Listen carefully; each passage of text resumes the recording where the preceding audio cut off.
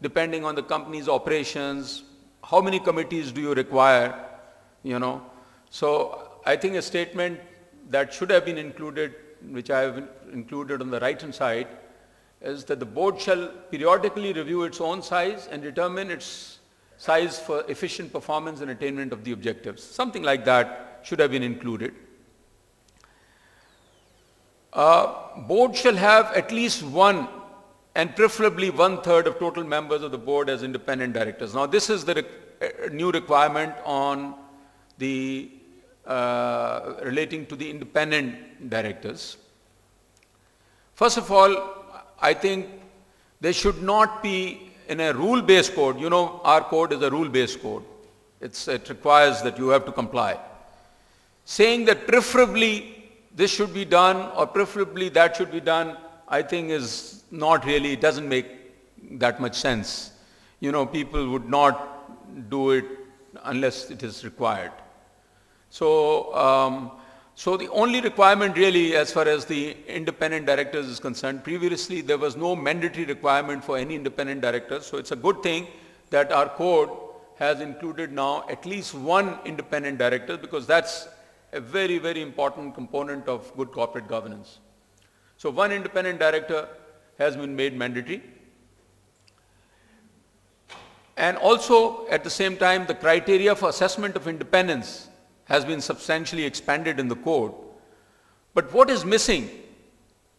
The board is required, the code requires a disclosure of, you know, how many executive, non-executive independent directors are required, you are required to disclose.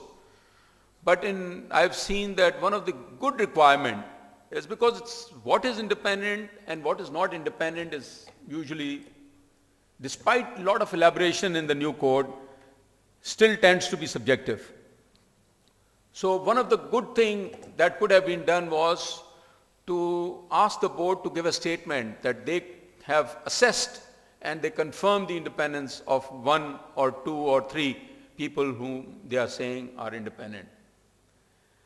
That is something that should be done, I think, whenever the code is revised. Again, there is a new requirement, again not a requirement, there is kind of a recommendation that professional indemnity insurance cover in respect of independent directors shall be encouraged. So again, words like preferably and encourage, you know, hardly mean anything in a mandatory code. But nevertheless, at least I think only purpose that it serves is that a concept has been introduced and that is that professional indemnity insurance cover in respect of independent directors, you know, is being encouraged in the new code. That's a change. The next change, which was covered by Hashmi Saab, is the requirement relating to the executive directors. Previously, the minimum number of, maximum number of executive directors that was allowed was 75%. Now it has been reduced to 1/3 or 33%. So in other words, 2/3 of the directors have to be non-executive directors, which I think is a good change in line with best practices, good corporate governance. Again, maximum number of directorships to be held by a director has been reduced. Again, it's a good change from 10 to 7. And limit of 7 directorship does not include listed subsidiaries, however. Another change is the filling up of casual vacancy, which surprisingly, previously it was 30 days, has been increased to 90 days. Perhaps certain companies were facing practical difficulties. But I think that, you know, board should be complete, and I personally think that the previous requirement should not have been changed, and 30 days was more appropriate.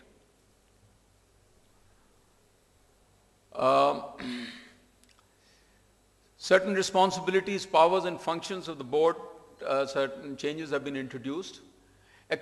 Board is required to exercise its powers and carry out its fiduciary duties with a sense of objective judgment and independence in the best interest of the company. I think this boards and directors' fiduciary responsibilities, there is a need in the code to elaborate this. Especially the director's fiduciary responsibility, working in the interest of the company, is often not properly understood. I have seen in many companies, and you must have seen it too, that people, especially who are nominated by certain financial institutions or interests, they start working in the interest of those nominating organizations.